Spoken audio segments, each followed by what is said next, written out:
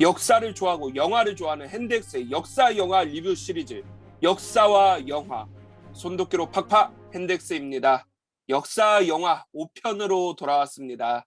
한 주 쉬어서 많이들 기다리셨다고요? 감사합니다.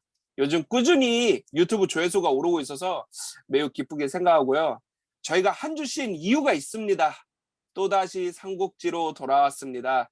이번 리뷰는 바로 적벽대전 1부 거대한 전쟁의 시작과 적벽대전 2부 최후의 결전 1, 2편에 합친 적벽대전 리뷰이기 때문입니다. 무려 4시간 33분, 그야말로 중국의 잭 스나이더 53 감독의 삼국지 유니버스를 즐기고 왔는데요. 너무 길어서 할 말도 많은데 이번 방송이 얼마나 길어질지 고민입니다.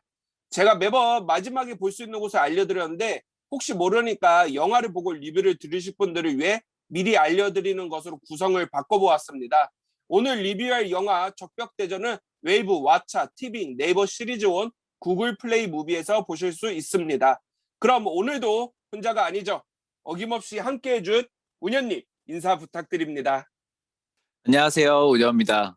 야, 정말 이렇게 정말 세 번째, 네 번째도 그랬지만 다섯 번째까지 이렇게 또 같이 하게 될 줄은 이제는 당연하다고 사실 생각을 하고 있고요. 이 예, 역사와 영화라는 컨텐츠 자체가 그래도 우리가 이 조회수를 보면은 그래도 조금씩 꾸준히 이 청취자 여러분들께서 혹은 구독자 여러분들께서 좋아해 주시는 것 같아서 개인적으로는 굉장히 뿌듯함을 느끼고 있습니다. 뭐 중간에 우리가 했던 그 신장의 야망이 살짝 주춤하긴 했지만 자산 오버 같은 경우는 조회수가 꽤 많이 나왔어요. 그러게 그래서 역시 개봉작 해서 그런지 맞아요. 뭐 자산 오버 영화 자체도 괜찮았지만은 뭐 이런 언론 같은데 반응은 좀 조용했던 것 같은데 그래도 이 핸덱스님 그 유튜브 내에서는 그래도 조회수가 꽤 많이 나온 콘텐츠입니다. 그래서 물론 이 기획을 한 핸덱스님의 역할도 크지만 역시나 제가 좀 큰 몫을 하지 않았나 싶어서 굉장히 아, 뿌듯하고 그리고 이 함께 만들어 나가는 이 참여자의 입장으로서 책임감까지도 이제는 생기고 있어요. 예. 그래서 오늘도 저희가 좋아했던 그리고 좋아하는 좋아할 삼국지 컨텐츠로 돌아왔으니까 우리 또 역덕들 그리고 삼국지 덕후 여러분들이 많이 들어주시고 사랑해 주시면 감사하겠습니다. 예. 이제 그 운현이 조회수 이야기해 주셔가지고 저희가 이제 제 유튜브가 뭐 막 천에 막 10만에 나오는 건 아니고 1편이 명장 관우였는데 144회인데 자산어보가 제 유튜브 기준으로 200회가 넘는 게 별로 최근에 없었는데 자산어보가 214회를 지금 넘어가고 있어요. 해갖고 야, 그게 저희 그래도 녹음하는 이 시간 기준인 거죠? 예 맞습니다. 그래서 음, 많은 분들 이렇게 사랑해 주신 거에 대해서 감사하게 생각하고 그럼요. 운현님이 히어로 플래닛에서는 없었던 롤을 이 영역사화에서는 꾸준히 미시는 것 같아요. 히어로 플래닛에서는 자신의 공로를 어필하고 뭐 이런 게 전혀 없었는데 어, 영역사화는 새로운 또 그런 캐릭터인 것 같아서 저는 좋습니다. 어, 한번 오늘 들어가 보자면은 역사 영화 5번째 리뷰를 한번 시작해 보겠습니다. 영화의 제목이기도 한 적벽대전은 삼국지에서 가장 유명한 전투로 위초고 삼국시대 208년 11월에 적벽에서 있었던 대전입니다. 이 지역이 원래는 적벽이 아니었거든요. 다른 음, 지역이었는데 이 물론 적벽이라는 지역이기 했죠. 근데 시가 다른 시였나 봐요. 근데 이 아, 적벽이 너무 유명해지니까 적벽시라고 이름을 바꿨다고 합니다. 그래가지고 삼국시대에서 위초고가 이렇게 뭉쳐서 한 번에 싸운 유일한 대전투고요. 사실상 음, 위초고에서 이름난 네임드 장수들은 모두 참전을 한 전투입니다. 물론 후대에 합류하는 뭐 사마이나 뭐 이제 황충이나 마추 그런 애들은 없는데 이제 대부분의 주연들은 거의 다 참전을 했습니다.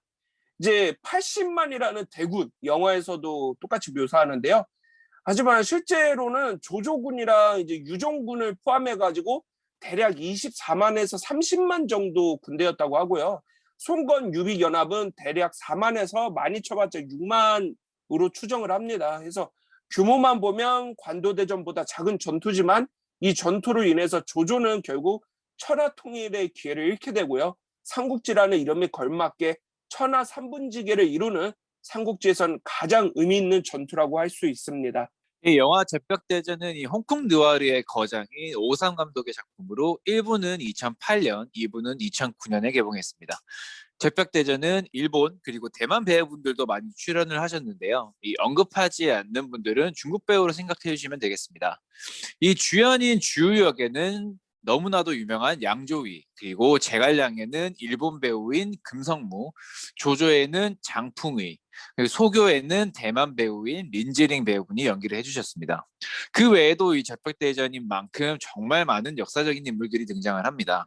이 유비에는 유용, 관우에는 몽골 출신 배우인 파삼 찰포, 그리고 장비에는 장진성, 조운에는 후준, 손건에는 대만 배우인 장첸, 손상향에는 조미, 흔히 저희가 자오웨이라고도 부르죠.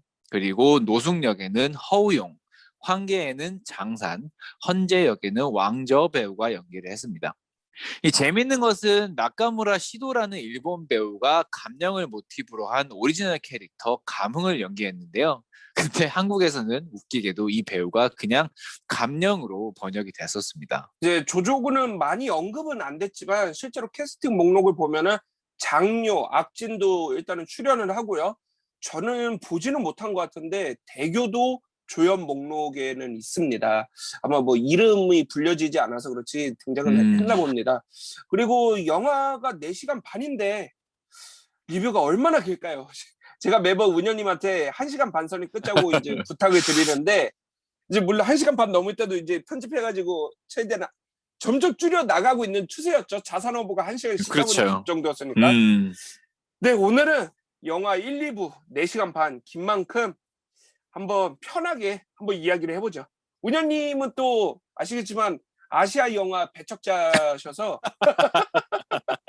적벽대전도 이번에 처음 보셨다고 하셨는데 근데 아주 그 전부터 이제 운현님께서 아시아 영화를 안 볼 뿐이지 홍콩 영화는 이 홍콩이 서양 느낌이 많이 나잖아요. 그래서 맞아요. 서양 영화로 쳐서 그런지 홍콩 영화는 많이 보셨거든요. 그래갖고 양조위랑 금성무만으로도 적벽대전을 너무 보고 싶다고 계속 추천하셔가지고 결국에는 이게 적벽대전 리뷰를 하자 해갖고 제가 좀 많이 망설였는데 어떻게 보셨나요? 우리 오프닝에서도 한번 이렇게 언급을 해주셨지만 1, 2편을 둘 다 보고 총 러닝타임이 한 4시간 반, 5시간 가까이 되는데 딱 그냥 한마디로 치환을 하면 될 것 같아요. 553 컷. 적벽대전 553 컷. 정말 이 말이 너무나도 잘 어울리는 영화였다. 그리고 아무래도 뿅뿅 컷이라고 한 만큼 우리가 얼마 전에 봤던 그 잭 스나이더의 저스티스 리그와 같은 느낌이 분명히 다분히 있어요. 정말 좋은 장면도 많고 재밌는 장면도 많은데 이걸 왜? 좀 지루한데? 라는 느낌이 많이 드는 장면도 많이 있는 영화라서 정말 뭐 적벽대전 553 컷이라는 인상이 확 드는 영화였습니다. 근데 결국에 뭐 잭 스나이더 이야기는 뭐 짧게 너무 많이 하면 또 그러니까. 그치. 근데 잭 스나이더 컷은 결국에는 영화사에서는 허용을 안 해준 거잖아요. 맞아요. 허용을 안 해주고 이제 편집이 돼가지고 나갔잖아요. 근데 553은 워낙 거장이니까 영화사에서 허용을 해줘서 1, 2부를 내보내주기 허용을 해줬겠죠. 그래서 그쵸? 나왔는데 진짜 놀랍고 의외로 국내에서 성적이 그렇게 나쁘진 않아요. 1부가 한 100만 꽤 넘고 160만 정도. 2부도 200만 넘었어요. 그러니까 오히려 더 2부를 많이 봤지만 그래가지고 저는 제 기억으로 1부인가 2부인가 저 영화관에서 봤거든요. 둘 중에 하나는 극장 가서 봤어요? 네, 진짜로. 근데 아마 2부인가 1부인가? 보고 나온 다음에 이거 뭐야? 뭐 이런 느낌이었어요. 왜냐하면 둘 중에 하나를 안 보고 간 거래가지고. 안 보고? 뭐야? 예. 그러니까 저는 적벽대전이 1, 2부로 나눠져 있는지 모르고 그냥 적벽대전 개봉했다고 하니까 간 거예요. 맞아. 근데 1, 2부가 나눠져 있던 거야. 그래서 뭐야? 하고 딱 보고 온 거죠. 그것도 놀랐는데 이제 그 뒤로도 이제 따로 또 받고 결국에 이게 3회차잖아요. 맞아요. 3회차라서 정말 뭐 섣불리 손이 가는 영화는 아니었습니다. 근데 또 이제 운현님이 또 그렇게 또 원하셨고 또 하셨으니까. 근데 이게 처음 나왔던 검 오프닝에 검이 나오지 않습니까? 그러니까 나 그거부터 되게 궁금하더라고요. 저 그 검이 누구 검일까 했는데 누구 검인지 아세요? 그 주유검인 것 같던데? 맞아요. 그죠? 주검이에요.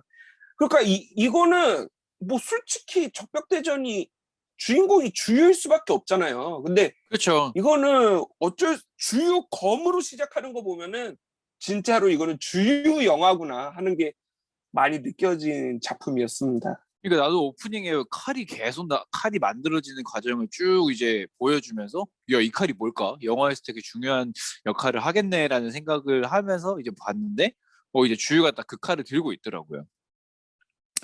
되게 희한했고 기본적으로 이 영화를 보고 난 다음에 되게 좀 놀랍기도 하고 좀 의아했던 부분이 저는 가장 큰 부분이 그거였어요. 삼국지 팬들은 다 알고 계시겠지만 너무나도 유명한 대사. 제가 히어로 플레인 하면서도 제가 몇 번 언급을 했던 음, 음. 주유가 왜 하늘은 이 주유를 낳고 제갈량을 낳으셨는가 라는 표현을 할 정도로 주유는 어떻게 보면 열등감 그리고 컴플렉스까지 느낄 정도로 제갈량을 굉장히 견제했단 말이에요. 그런 그런 관계였고 너무나도 라이벌 혹은 동맹은 맺었다고 하지만 적에 가까운 그 둘의 관계가 있었는데 이 오삼 감독은 이 둘을 완전 비틀어서 친구, 벗으로 엮는 거의 동등하죠. 예. 그런 선택을 해버렸단 말이에요. 그래서 그런 결 자체가 삼국지를 좋아하시고 삼국지를 여러 번 읽으셨던 분들은 새롭기도 하지만 기존에 너무나 그 확고한 이미지들이고 워낙 유명한 인물들이기 때문에 좀 어색하거나 좀 불편하신 분들도 있지 않았을까라는 생각이 좀 들었어요. 이게 거의 뭐 주유 영화고 어떻게 음, 보면 주유 미화 영화거든요, 거의. 거의 뭐 찬양 영화야 이거는. 주요 찬양 영화야. 제가 옛날 기억으로는 그래도 좀 비중이 비슷비슷하게 기억했거든요. 어떻게 우리가 읽었던 소설 속에서 그러니까 아니 이 영화가 그래도 어, 제갈량 주유 뭐 해갖고 뭐 캐릭터들 비중이 좀 비슷비슷했던 걸로 기억했는데 음, 지금 보니까 아니더라고. 이거 완전히 그냥 주유 영화더라. 완전 주인공이 주야. 이게 에, 모르겠어요. 이게 불가피한 선택이 아니었을까 하는 생각도 드는 게 뭐 오구삼이 우리가 아까도 얘기했지만 거장, 명장 워낙 유명한 감독이다 보니까 그리고 워낙 팬도 많고 유명한 작품의 삼국지를 이제 자기가 영화로 만든다고 하는데 이거를 기존에 있는 역학 관계를 그대로 반영해서 영화를 만들면 그거 자체로 좀 비난의 대상이 되지 않을까라는 생각을 하지 않았나? 라는 생각이 들 정도로 주위에 완전 힘을 쏟아버렸더라고. 그러니까요. 참 이게 보면은 그 뭐 주유가 솔직히 인기는 많죠. 그리고 엄청 많지. 주위는 진짜 완전 셀럽이지. 삼국지에 빠질 수 없는 셀럽이지. 보면은 이제 정사에서도 잘생겼다는 표현을 해주는 애들은 많지는 않은데 주유는 또 음. 미주랑이잖아요. 그러니까 그 랑이라는 표현이 잘생긴 사람한테 붙는 표현이라면서요. 그래요? 그래서 그 랑이라는 게 저도 아까 스터디를 음, 하다가 찾아서 봤는데 마침 주유를 또 설명하는 그 어떤 글에서 보니까 그런 랑이 붙는 거는 잘생긴 사람한테 랑이라는 표현을 붙인대요. 그 코에이 삼국지 같은 거 보면은 어떤 버전은 주유를 거의 여자처럼 그려놓는 버전도 있거든요. 여자만큼 진짜 곱다고 막 정말 그래. 그렇게 표현을 했다고 하더라고요. 해가지고 아, 뭐 그 정도로 잘생기고 거기에다 또 뭐 똑똑하고 하고 했는데 약간 그 제갈량의 그 뭐냐 살리에르 음, 같은 포지션은 솔직히 매력을 어떻게 보면 그게 더 개성이기도 한데 매력을 좀 맞아. 떨어뜨리기도 하니까 그런 거 좀 생략을 한 것 같아요. 근데 사실 주유는 진짜 난 사실 그 주유에 나도 매력을 느꼈던 거예요. 방금 얘기했던 거 살레르 주인공 같은 그 점이 사실 주유의 매력이라고 봤거든요. 음, 어떻게 보면 그 오나라 내에서는 너무나 뛰어나고 그 누구도 따라올 수 없는 명성과 실력을 가진 주유였는데 제갈량이라는 타지에서 온 사람을 보니까 내가 지금까지 최고였는 줄 알았는데 와 나보다 더 뛰어난 사람이 있구나라는 걸 알고 나서부터 거기에서 굳이 비교를 할 필요도 없는데 열등감을 느끼고 견제를 하는 그 뛰어난 주유가 그런 좀 어떻게 보면 좀 무너지는 그리고 좀 초조해하는 그런 모습을 보는 게 관전 포인트였는데 그런 거 전혀 없이 뭐 우리 영화 앞으로도 얘기하겠지만 만나자마자 뭐 얘기를 하고 음악으로 말하지 않고 음악으로 서로 통하고 그러니까 끝나고 나서 이제 마지막을 한번 제외해가지고 이렇게 뭐 친구처럼 느꼈다. 하지만 뭐 네가 제일 두려울 것 같다. 아유 아닙니다. 뭐 서로 칭찬 막 하면서 정말 너무 좋은 벗이 돼서 헤어지는 장면을 보니까 참 너무 새롭긴 하지만 참뭐 약간 양념을 치는 수준이 아니라 완전 바꿔놔 버리니까 저는 좀 두고두고 계속 아쉽더라고요. 근데 뭐 그런 것도 있고 나 그나마 똑똑한 정도였으면 그러려니 할 텐데 얘가 심지어 전장에 직접 나가고 뭐 그 원래 문무경비했다고 하지만 맞아요. 무술 수준이 날아오는 창을 자기가 잡아서 이렇게 던질 정도고 뭐 그 정도니까 거의 뭐 무술만 보면은 관우장비급은 됐던 것 같아요. 더 대단한 건 뭐냐면은 조언의 비중이 엄청 커요.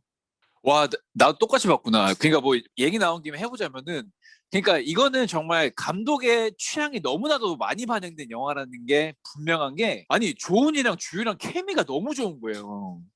완전 버디무비야 후반부 가면은. 진짜 둘이 가면 그 장면 있잖아. 뭐 다시 보게 될 거라고 했죠? 이 말을 하는데 이 둘이 뭐야? 둘이 도대체 그러니까 무슨 관계인데 이렇게까지 이렇게 분량을 챙겨주고 이 둘의 관계를 이렇게까지 만들어주는 걸 거라는 생각이 들 정도로. 이게 영화가 보면은 거의 멋이라는 것에 듬뿍 빠진 영화거든요. 그래갖고 뭐 무술 액션 같은 것도 굉장히 그런 멋을 중시하고 공성전의 묘사도 어떻게 보면 되게 멋에 빠진 그런 액션들이 몇 가지 있어요. 그래서 음, 그런 걸 보면은 오상 감독은 그냥 개인적으로 좋아하는 캐릭터들일진 모르겠지만 중국에서 인기 많은 캐릭터 조 조은과 주유 이 둘을 가지고 어떻게 해보자 이 생각으로 해서 만든 게 아닌가 싶어요. 해갖고 조은은 보면은 뭐 더 잘 싸우는 것 같아 장비랑 관우보다 진짜로. 그리고 그냥 액션씬도 더 많아요. 진짜. 말할 것도 없어, 진짜. 그 왜 그랬는지 모르겠어.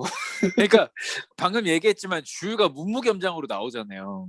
그러니까 이거 사실 우리가 삼국지의 그런 개념을 가장 직관적으로 이해할 수 있는 건 삼국지 게임을 해보신 분들은 알겠지만 뭐 무력, 지력, 뭐 통솔력 이런 거 그냥 그 능력치로 우리가 딱 그걸 가늠을 할 수가 있단 말이에요.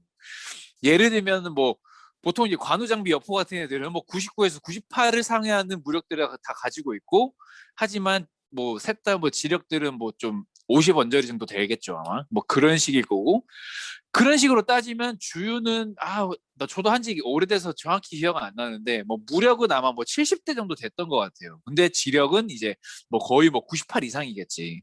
그 정도 수준인데 영화 좀 전에 얘기해 주셨던 것처럼 영화에서 보면은 무력이 진짜 90 이상인 거야.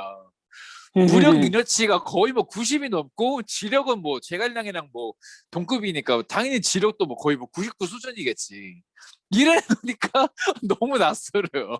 진짜 키왕짱이 돼버렸어. 거기에다 진짜. 음악도 잘해. 그리고 뭐야 힐링 팩터도 있는지 화살 맞았는데 거의 뭐 데미지도 없어. 야, 그 정도면은 관우는 화살 맞고 물론 독화살이었지만은 뼈를 긁어낼 정도의 부상을 입었었는데 주인은 화살 맞고 그냥 또 바로 전장에 나가더라고요. 이게 이제 삼국지 14가 이제 코에이 삼국지가 가장 최신판 14인데 음, 거기서 주유는 또 그 이 적벽대전에서 화공 썼던 게 임팩트가 있다 보니까 또 그런 신화계인가 산화계인가 신화계일 거예요 아마 음, 신화계라는 스킬이 있어가지고 진짜 얘가 책사가 아니야. 그냥 나가가지고 신하게 쓰면은 적 부대를 다 녹여버려요. 근데 또 웃긴 거는 자기는 불에 대한 내성이 있어. 그래서 진짜로? 죽지도 않아. 그러니까 뭐 제가 이 주유를 뭔가 까는 걸로 이걸 시작할 생각은 없었는데, 나도 그런 생각은 없었는데 좀 약간 그렇게 되고 있는데. 그래서 주유를 이렇게 막 뭐 그렇게 깔 정도의 생각은 없었는데, 어떻게 또 그냥 너무 비중이 또 크고 너무 완벽한 사람이다 보니까 그런 게 음. 조금 아쉽지 않았나. 그러니까 이 오삼 감독이 그러니까 주유를 찬양하려고 만든 영화 같아. 그러다 보니까 영화가 쓸데없이 너무 길어졌어요. 그 내가 녹음하기 전에도 핸델스님한테 따로 뭐 얘기는 했지만, 아니 주유에 쓸데없는 서사가 너무 많은 거야. 음. 주유 얘기 그냥 좀 주유의 사적인 얘기를 조금만 빼도 영화 러닝 타임이 한 40분은 짧아지지 않았을까. 아니 근데 주위의 사적인 얘기만이 아니라 뺄 게 꽤 많아요. 이것저것 다 사실 빼면은 충분히 한 편이면 괜찮아. 돼.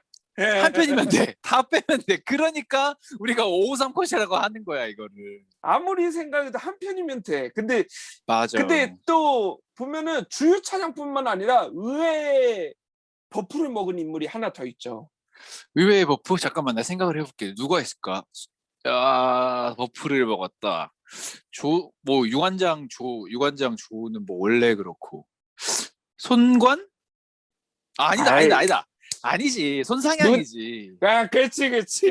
아니, 그러니까 손상향 얘기도 빼야 돼. 야, 뭐 하여튼 이게 오상 감독이 오빠네. 아, 그래요? 그러지 않을까? 그래 놓으니까 지금 뭐 주유도 그렇고 손상향도 이렇게 버프를 먹여줬지. 오빠. 난 또 조미의 오빠가 53인 줄 아이, 알고 뭐 지금 깜짝 무슨 놀랐어. 뭔 소리야? 혈연 관계였구나. 나 지금 오빠라 아니야, 아니야. 그래가지고.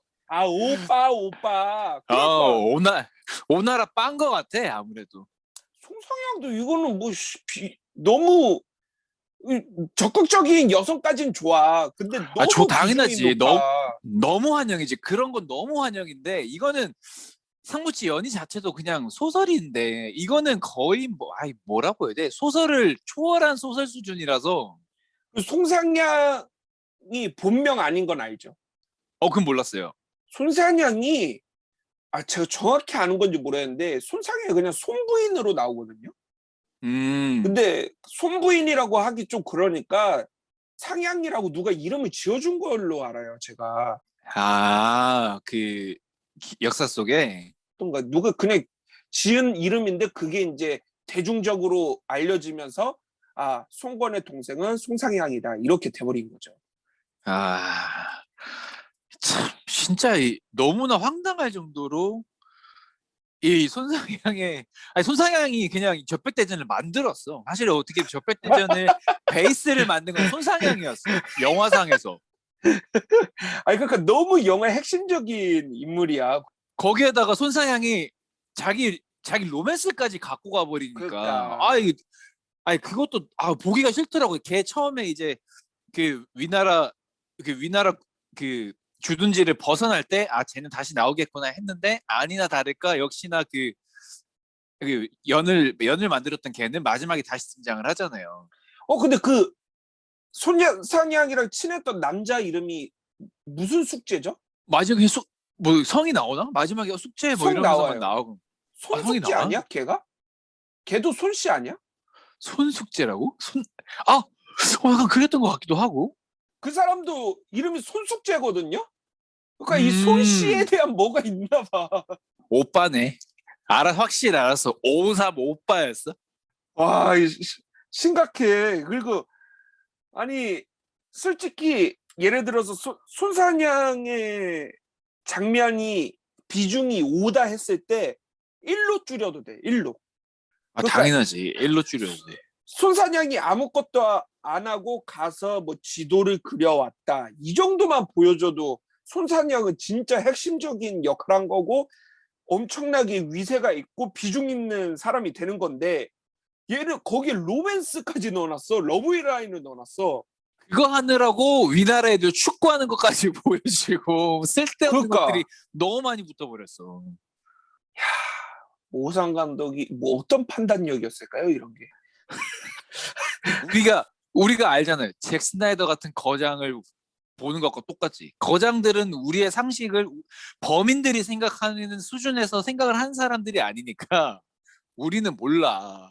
여성 캐릭터 정사상에 아무 이야기 없던 여성 캐릭터들의 비중을 굉장히 키워줬어요. 그거는 소교도 마찬가지고 손상향도 마찬가지거든요. 해가지고 그러니까 이 둘이 다 했지. 이 둘이 진짜 이 지금 유비성군 동맹을 그냥 승리로 이끌었던 거지. 적벽 대전을 그냥 승리로 만들어 버렸지. 해가지고 단순히 수동적인 여성상이 아니라 직접 가서 나라를 위해서 희생을 하는 소교 그런 것도 있고, 그리고 직접 목숨 걸고 들어가서 지도 그려오는 손상향, 거기에다가 심지어 자신의 배우자를 직접 고르려고 하는 손상 여성의 모습까지 보여주는 거 보면은 맞아. 이런 물론 좋아. 소교의 역할은 전 굉장히 만족해요. 굉장히 그럼. 좋아하는데 음. 손상향의 러브라인까지는 조금 넘어간 거 아닌가 싶습니다. 그러면서도 유비랑 엮이는가 했는데 이제 안 해버리대요, 진짜로. 유비가 또 웃긴 게 자연스럽게 유비 넘어가니까 좋은데 유비가 또 웃긴 게 유비 여기서 진짜 그냥 착한 팀장님 이런 느낌이에요. 무능력한. 맞아. 사람 좋고 능력 없는 맞아. 사람. 뭐 아무것도 안 해. 하는 게 없어.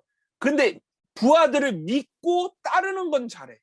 그러니까 제갈량도 믿고 누구도 믿고 잘 따르고, 또 웃긴 거는 송건이 뭐 부인들 다 잃었으니까 뭐 새 부인 해야 되지 않겠냐 하면서 송상향 이렇게 연결해 주려고 하니까 또 손상향 보면서 또 얼굴을 붉혀 가만히 맞아. 있어. 또 이게 부끄러워하면서 또 이제 또 슬쩍이 탐내더라고. 또 이거 어떻게 보면 고증을 잘 했다 해야 되는 건지 잘 모르겠는데 그거 진짜 웃기더라고요. 그러니까 또 이제 얘기가 나와서 고증 얘기를 했으니까 또 그러면 또 잠깐 또 얘기를 돌려가지고, 그래도 보면은 상무치 팬들이라면은 뭐 좀 좋아할 만한 포인트들은 또 반영은 또 꽤 한 것들이 있어요. 방금 얘기했던 유비가 또 이제 손상향이랑 뭐 엮거나 이렇게 부인들을 얻는 그런 장면이라거나, 아니면 이제 관우가 이제 아이들한테 글을 가르치는 장면, 그리고 장비가 또 이제 글을 쓰면서 너무나 스테레오타입으로 알려져 있는 무식하고 힘만 센 장수가 아니다라는 걸 또 반증을 해주는 그건 장면도 좋았어요, 집어넣고, 진짜. 나도 그거 보면서 쓰는 거. 너무 흐뭇하더라고. 거기다 장비 같은 경우는 모르겠어. 관우랑 조은이 워낙 화려한 액션을 해서 차별화를 두려고 말도 안 되게 뭐 몸으로 부딪히고 진짜 무기 없이 완력으로만 그 전장을 막 헤치고 다니는 장면을 보여줬는데, 그런 건 좀 아쉬웠지만 그래도 글을 좋아하고 뭐 그런 거를 즐기는 사람이라는 걸 표현한 장면들은 굉장히 좋더라고요. 아니 그 관우 글 가르치는 장면을 이야기해서 저 그거 보면서 엄청 황당했거든요. 뭐가 황당했어요? 뭐였냐면은 이제 고증적으로 보자면은 그 당시에서 글을 가르친다는 거는 글을 왜 가르치냐면은 이 글을 어떻게 소리내는지를 모르니까 가르치는 거란 말이에요. 그러니까 같이 책을 보면서 가나다라 마바사 있으면은 이거를 가나다라 마바사라고 읽는 거다 하면은 선생님이 가나다라 마바사를 선창하고 제자들이 그 글자를 보면서 이게 가라고 소리 내는 거고 나라고 소리 내는 거고 하면서 가나다라 마바사를 따라 읽는 거잖아요. 근데 책은 관우 혼자 보고 있어. 그리고 무슨 일이야 이게? 아이들은 글자를 안 보고 있는 거야. 아이들은 그냥 관우가 말하는 걸 따라 읽고 있는 거야. 그러면은 소리만 배우는 거지 걔네들이 나중에 글자를 못 읽는다고. 그렇게 배우면 그러니까 걔들은 글을 알 방도가 없네. 그러니까 이거는 관우가 그냥 자기가 멋진 이야기 하는 거 앞에서 멋진 척 하면서 막 소리내서 읽으면 애들이 그냥 따라 읽는 거야. 그렇게 읽어서는 글자를 배울 수가 없잖아요. 그러니까 맞아. 뭐야 그게. 칠판이 있는 시대도 아니고 바닥에 책이 깔려 있는 것도 아니고 이게 너무 웃기더라고. 그리고 심지어 전장에서 그러고 있는다는 게 아주 가증스러운 거야 진짜. 그러니까 참 재밌었는데, 다시 유비 얘기로 조금 넘어와 보면 야, 이게 저도 뭐 지난번에 제가 명장관우 얘기하면서도 말씀을 드렸지만 저는 개인적으로는 조조를 더 좋아하는 사람이에요. 그리고 예, 그간 아마 제가 모두들 봐왔던 알겠지만 네. 그리고 지금까지 봐왔던 제가 소설을 읽으면서 그리고 뭐 여러 가지를 통해서 느꼈던 유비의 이미지는 뭐 그냥 사람 좋고 그냥 어떻게 보면 물론 인덕이라는 것도 큰 요소긴 하지만 개인의 역량보다는 뭐 운도 따라주고 그들을 당겨올 수 있는 뭐 그런 인품만 있는 이미지가 강했는데 아까 hen대스님이 얘기해 주셨던 것처럼 어 자기의 부하들의 능력을 믿고 기다려주는 것이라고 얘기를 해주셨지만 사실 그런 모습이 그건 사실 제가 봤을 때 결과론이라고 봐요. 그거는 그렇게 되려면은 그 사람이 그렇게 판단에 대한 확신을 가지고 있는 모습을 보여줘야 되는데 이 영화 속에서 봤던 유비한테는 그건 안 보여. 그러니까 나는 내 부하들을 분명히 믿어. 얘들이 이런 결과를 가지고 올 거야라는 확신의 참 모습을 보여줘야 되는데 그렇다기보단 그냥 막연히 사람 좋게 잘하지 제갈량 잘하지 우리 유관장 아니 관우 장비 관우 좋은 잘하지 알아서 잘할 거야 이런 모습으로만 비춰지는 것 같아서 저는 그런 모습도 좀 약간 무능해 보이는 면모가 아닐까 좀 그래 보였어요 저는. 아니 근데 그렇게 따지고 들어가면은 이게 주유 하나 때문에 나머지가 다 바보가 됐기 때문에 뭐 맞아. 아쉬운 캐릭터들 천지예요. 조조는 그냥 거의 꼰대가 됐고 과거의 영광에 빠져버린 호색한이 돼버렸고 조조는 그 유비는 아무 말 못하고 그냥 뭐 애들 말 따라가는 그리고 따지고 보면은 오왕은 주유야. 송건은 그냥 예스 예스 주유 말이 맞지 그 정도 수준이고 다 마이너스예요. 특히나 그런데 그래도 그러면 안 되는 게 유비 조조 송건은 그래도 뭐 지금 총나라는 없지만 그 나라들의 왕인 사람들인데 어떻게 보면 정말 그치. 리더들인데 그들은 그렇게까지 표현했으면 안 되지.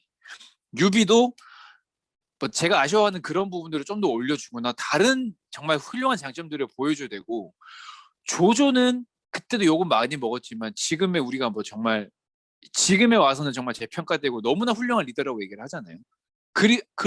지금에야 재평가됐다고 하지만 그 당시에도 그 한나라의 승상을 맡고 있을 정도로 카리스마 있고 능력이 있던 사람인데 진짜 말씀하신 것처럼 여자 때문에 전쟁을 일으키고 그냥 뭐 날 위해 너희들 다 죽어야 돼. 이 전쟁은 이겨야 돼. 이런 얘기만 하는 그런 인물로 비춰지고 손권은 진짜 햇병아리 겁도 많고 결단력도 없고 진짜 막 주유 뒷공무니만 따라다니면서 오케이 오케이 주유가 하는 거 다 하자 좋아 이러고만 있으니까 이런 것들이 너무 영화 전반의 수준을 떨어뜨리니까 그게 너무 실책인 것 같아요.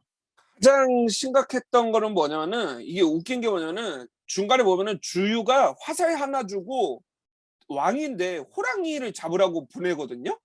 근데 아무리 진짜 그래도 뒤에 병사들은 따라가야 될 거 아니야. 병사들이 맞아. 안 따라가. 주유가 왕이야 그냥. 송건이 가서 호랑이랑 죽고 오면 어쩔 거야. 여기가 뭐 스파르타야? 호랑이 못 잡으면 왕으로 인정 안 해주는 거야? 그것도 그러니까 아니잖아. 나는 그거 딱 그 장면을 보고 무슨 생각을 했냐면 당연히 뭐 역사적으로 증명이 안 됐으니까 아니지만 야 저기서 호랑이한테 물려 죽었으면 이거는 진짜 주유가 설계를 한 거다 그렇게 그렇지. 보일 정도로 진짜 사지로 내몬 거랑 똑같았어요 그게. 아 진짜 사지로 간 거고. 근데 뭐 우스갯소리도 이렇게 말했지만 솔직히 좋게 보자면은 이제 그냥 쉽게 표현할 수 있는 그 송건의 결심을 호랑이 사냥으로 투영을 한 거잖아요. 그렇지. 실제로 호랑이 사냥으로 이제 묘사를 한 건데 그런 연출은 훌륭했는데 아무리 그래도 너무 주유의 뜻대로 왔다 갔다 하는 느낌이 아니었나. 그건 좀 아쉬웠던 것 같아요. 그러니까 주유가 상황이야 상황. 그치, 그치. 아, 근데 진짜 아마 실제로 그랬을 거예요. 왜냐면은 선 왕이 맞아요. 음 의형제급이었고, 어, 따지고 보면은 주유는 정치적인 입지로 보자면은 조선의 이순신이나 미국의 메가더 같은 느낌 아니었을까 싶어요. 그래서 그 정도로 왕이 어떻게 건들기 좀 어려웠던 존재 아니었을까 싶습니다. 그래서 그런 게 조금 느껴졌고, 송건을 이야기 잠깐 해보자면은 음, 송건 실제로는 굉장히 음흉한 외교관 느낌이에요. 정사에서는 음, 실제로는 그러니까 굉장히 외교 촉과 위 사이에 외교에 있어서도 굉장히 그냥 막 뱀과 같이 왔다 갔다 하는 사람이란 말이에요. 그래서 웃긴 건 뭐냐면은 이릉대전에서 송건이 유비를 이기고 위가 강해지니까 바로 유비한테 사과하고 동맹하자고 하는 사람이에요. 이게 음, 실제로 어려운 거잖아요. 자기가 접한 사람을 다시 자신의 형제로 하자고 하는 거는 그 상대가 그치. 받아들이겠냐고요. 근데 이제 어떻게 보면 현실을 직시해가지고 위가 쳐들어오니까 우리의 동맹은 경고해야 된다. 이걸 계속 하려고 하는 사람이고 이게 어떻게 이게 보면 아시겠지만 오나라는 젊은이와 늙은이의 나라라고 하잖아요. 중년이 음, 없다고 다 맞아. 죽는다고. 중간층이 그래가지고 없어. 예, 그래서 빨리 죽은 사람들 보면은 손견일단 빨리 죽고 뭐, 손책 빨리 그니까. 죽고 주유도 빨리 죽고 그리고 여몽도 빨리 죽고. 여몽도 빨리 죽고 근데 이 네 명의 공통점이 뭔지 아세요? 공통점? 제가 그냥 하는 글쎄. 소리인데 예. 송건이랑 같은 세대 사람이잖아. 아, 이게 송건이 자신의 근데 웃긴 게 뭐냐면은 이게 만약에 이 급사설이 계속 쭉 가야 되면 송건도 빨리 죽어야 돼. 근데 송건은 70살 넘게 살거든요. 그러면은 음모론에 지금 기초가 완성이 됐네. 이상하잖아. 아시죠? 범 살인마 빼고 살인마 주위 사람은 다 죽는 거예요. 안 죽은 맞아요. 사람이 살인마란 말이야. 그래서 마지막까지 살아남은 놈이 범인인 거야. 마지막 그거 맞는 말이잖아요. 그러니까 희한하잖아. 왜 이렇게 송건이랑 같이 있던 아빠도 죽고 손책도 죽고 희한하게 응. 송건이 왕위를 하니까 그 뒤로 이제 경쟁자는 안 죽어. 근데 그때부터는 송건을 이제 견제하는 따도독들이 죽어. 이상하잖아. 그래서 그치. 후환이 될 사람들이, 후환이 될 수 있는 애들이, 하나씩 하나씩 가네. 그러니까 음흉한 외교관이었던 사람이 음흉하게 외교도 하고 주위 애들도 제거해 나가고 거기에다가 또 후대 관리를 못 하잖아요. 지가 계속 왕위를 유지하고 음, 싶어서 그런 게 아니었을까 하는 저만의 그런 또 송건 배우설 뭐 이런 느낌. 그러니까 오나라 단명은 송건 배우다 이런 좀 생각을 한번 해본 적이 있거든요. 그래서 저 그런 인물이지 않을까 싶습니다. 그에게는 송건의 장수로 일부 뒷받침이 된다라고 얘기를 해보면 좋을 것 같네요. 이상하잖아. 갑자기 혼자 잘 살아. 이제 뭐 송건 얘기도 좀 했으니까 다시 저는 이제 뭐 당연히 좀 얘기를 좀 해야 되는 관우 장비 주자령 얘기를 해보면 어떨까 싶은데, 야 그래도 관우는 관우인 게 그래도 관우 액션 장면을 기가 막히게 챙겨주더라고요. 그니까. 일부는 뭐 거의 관우빨로 보는 거잖아요. 음, 그러니까 와 이 관우가 진짜 이 영화 전반적으로 보면은 그냥 뭐 현실성은 뭐 거의 뭐 아예 갖다 버리고 만든 영화라고 보시면 되고, 근데 사실 이제 어떻게 보면 우리가 소설을 통해서 삼국지 연의를 통해서 본 장수들의 모습이 그런 게 아닐까 싶어요. 관우가 보여주는 조자룡이 보여주는 그런 모습들이 우리가 삼국지 연의를 통해서 봤던 그 무쌍을 찢는 장수들의 모습이 아닐까.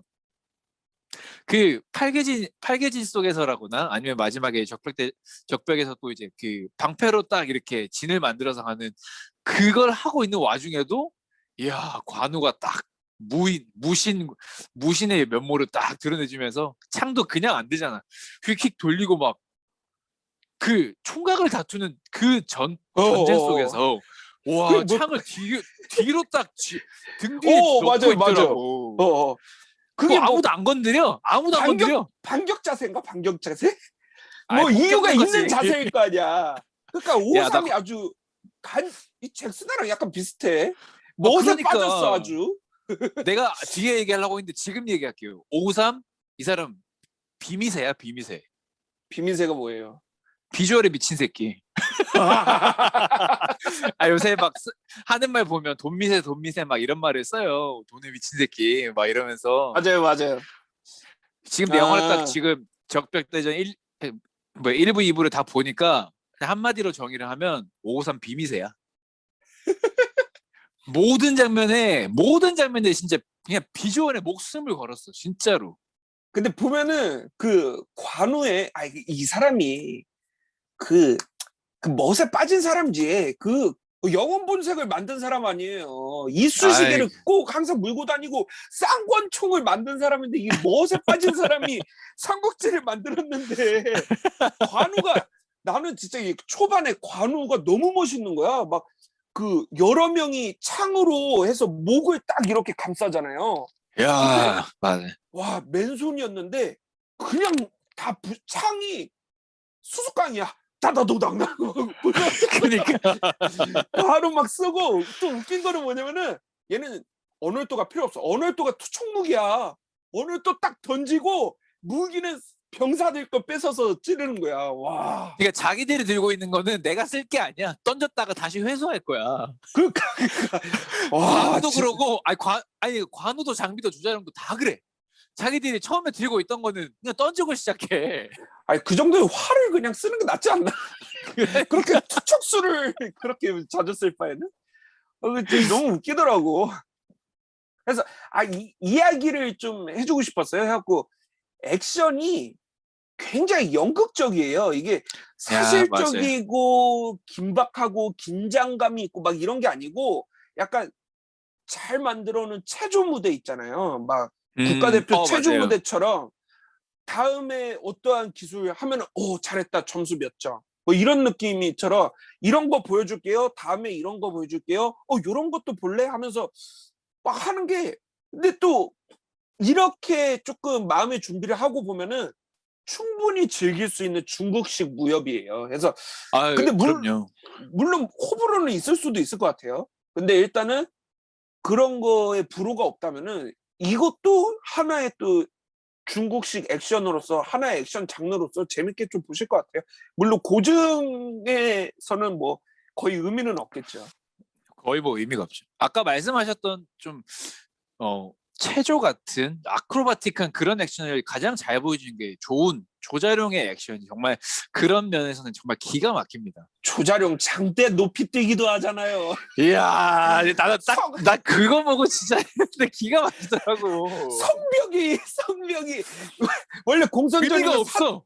사다리를 세우던가 뭐 이래야 되는데 아니지. 장대 높이 뛰기로 이럴 거면 장대 다 높이 필요, 뛰기를 다 필요 없어. 창안하면은 성벽도 넘어.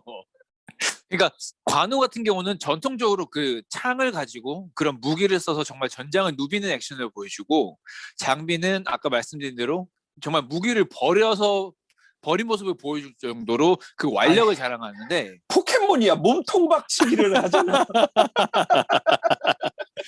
근데 조자룡 같은 경우는 진짜 어떻게 보면 완성형 다 장수 한다니까? 뭐 맨주먹 말할 것도 없고 아까 말씀드린 체조 같은 모습도 막 야, 장대 높이 아크로바틱하고 뛰기도 해. 뭐 정말 뭐 체조 선수는 몸도 뉘었다가 뭐 태클도 했다가 막 돌고 막 덤블링도 하고 난리도 아니에요 진짜. 그러니까 근데 그때 확 느꼈어. 배트맨이랑 싸워도 가능할 것 같아.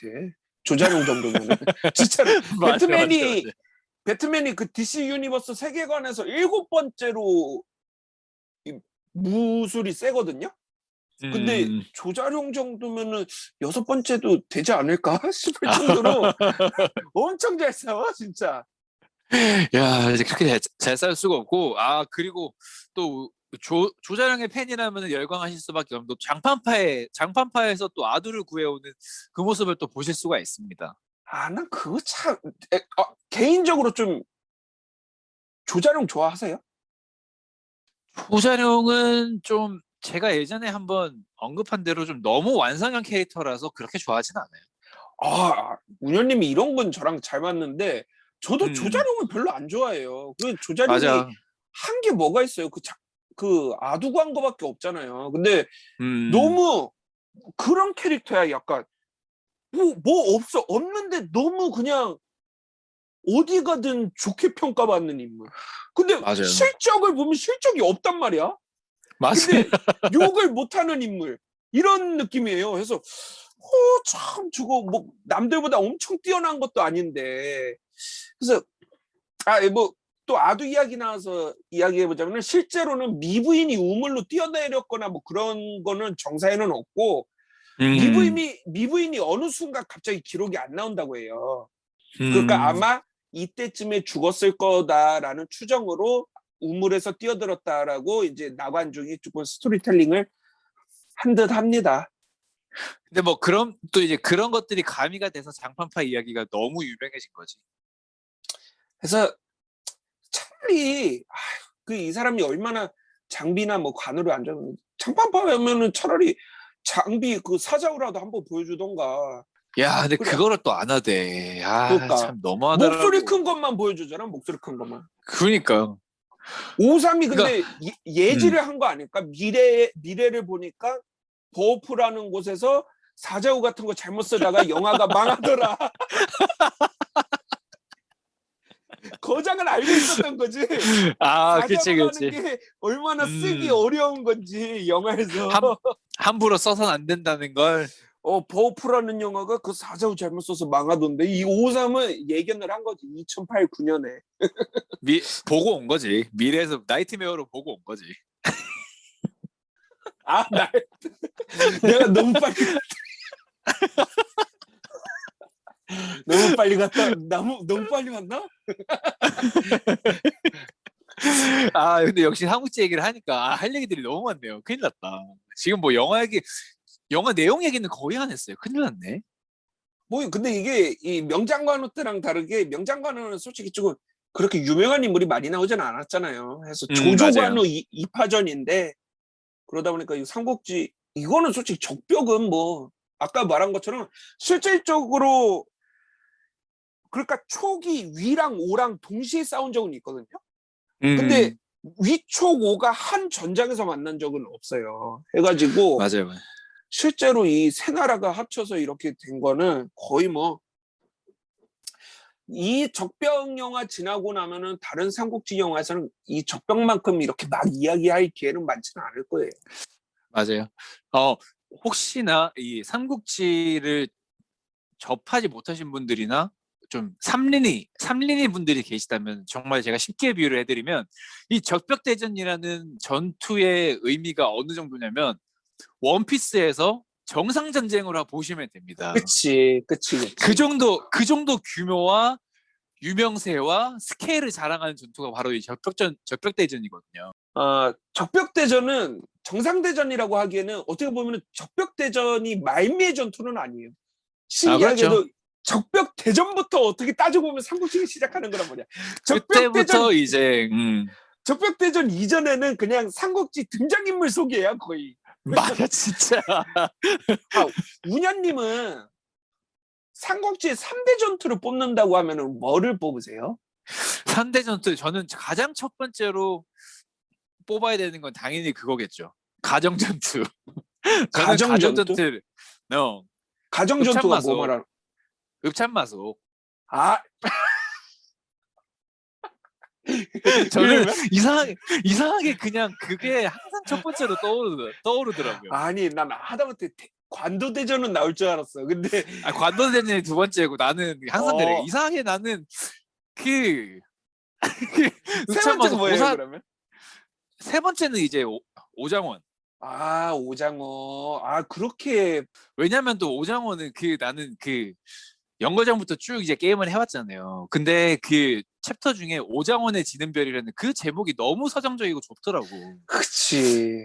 그래서 나는 이상하게 그 오장원에서의 그런 서사들이나 이 상황들이 너무 좋아서 그냥 항상 그렇게 생각을 하고 있어요. 아니, 진짜 웃긴 게 뭐냐면은, 그거 하나 때문에 제가 삼국지 게임 리뷰도 엄청 보거든요?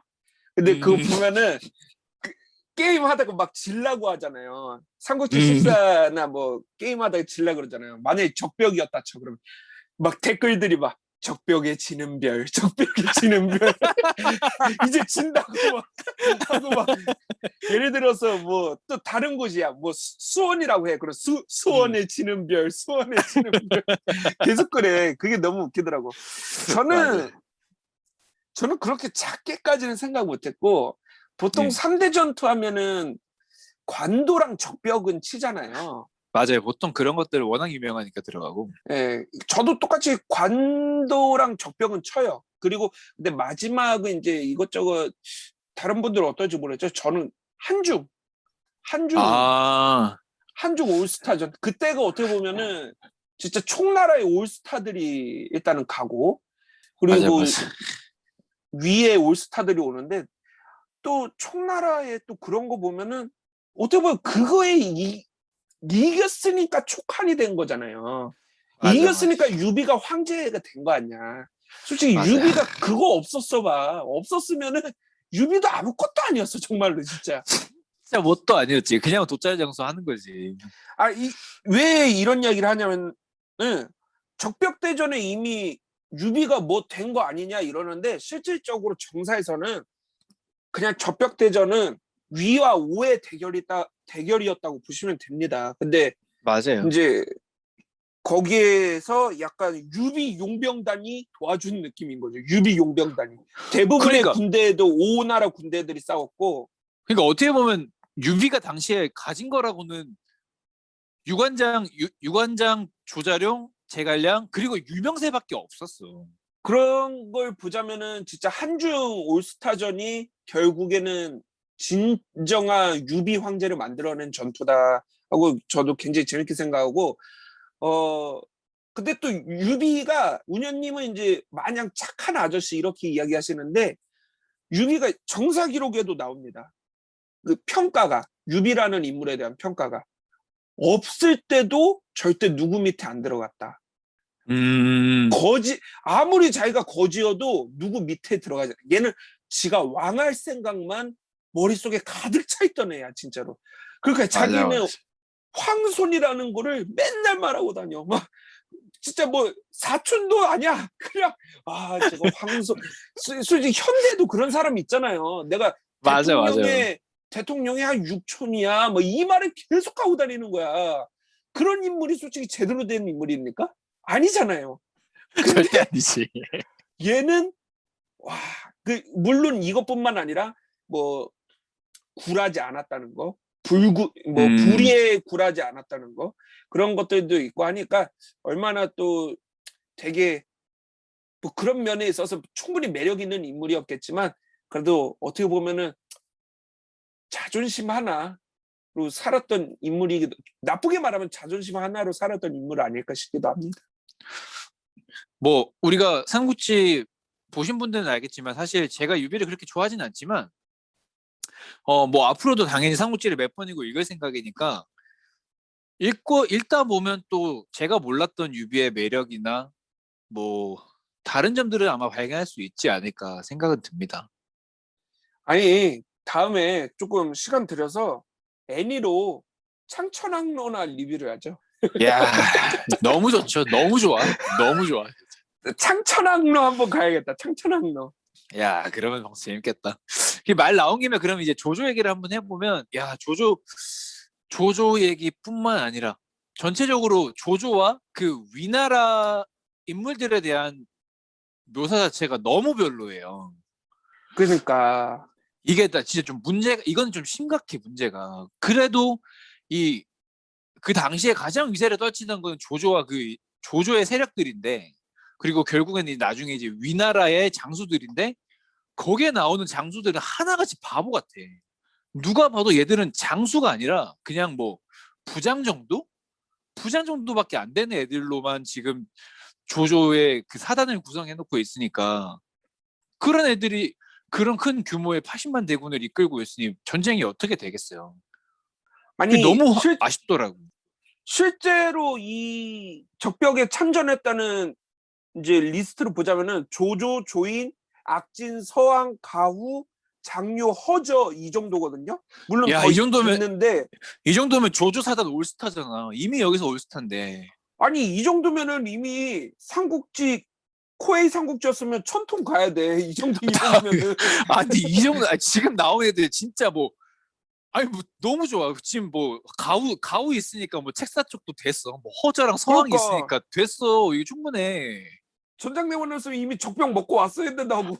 그런 아니 근데 아마 제가 알기로는 하우돈이 아니고 무슨 하우시를 쓰는 장수를 하나 하장군이래요. 하장군. 하장군이죠. 근데 뭐 아마 하우돈을 모티브로 한 게 아닐까라는 이렇게 이야기들이 있던데 뭐 요즘에 보니까 이 하우돈에 대한 평가를 좀 다시 해봐야 된다. 그리고 하우돈에 대한 의구심을 품는 뭐 내용들을 다루는 사람들이 꽤 있긴 하더라고요. 그래도 아니 정사를 보니까 그거라고 하더라고요. 하우도는 그냥 무장이 아니고 그냥 주임원사님. 주임원사 그렇게 그런 거 되게 잘했대요. 하우돈이. 그러니까 병사 관리도 잘했고 이제 뭐 가서 공병 삽질하는 것도 잘했고 근데 진짜 직접 주임원사네. 그런 인물이었대요. 해가지고 음. 실제로 나가서 막 적장을 막 죽이고 그러는 인물은 아니었다고 하더라고요. 연인가 하우돈인가 둘 중에 하나가 그랬다고 했던 것 같아요. 그럼 하우돈인가 보다.